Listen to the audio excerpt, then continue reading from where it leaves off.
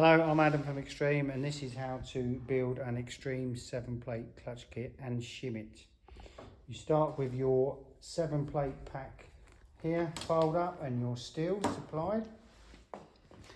We use a stock steel, which is a 1.6 from the original pack, which you then fit into the cage. This is the B side I'm fitting, which has 2 grooves here with the carrier. So start with the 1.6, you then fit one of our Xtreme fibres, then an Xtreme steel, which is 1.6. You carry on until the whole pack is gone, like this.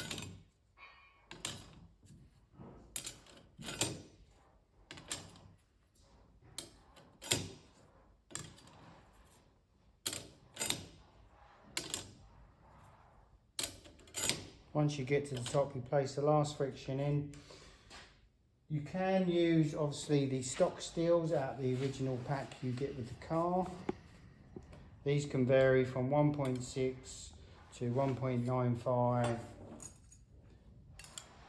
2.95, and so on.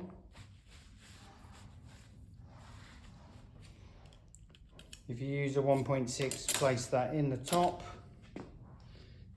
Then replace your thick circlip,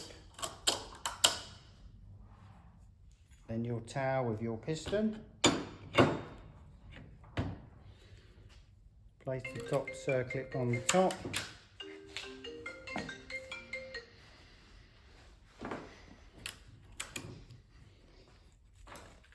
That is now built.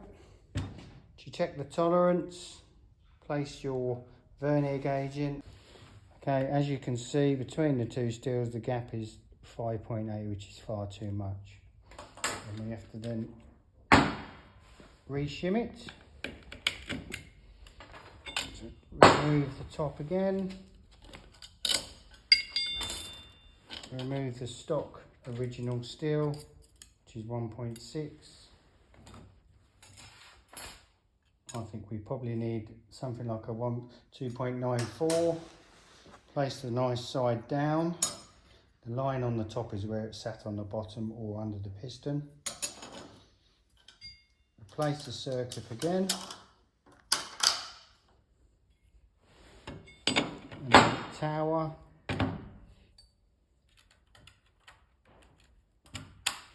Retaining clip.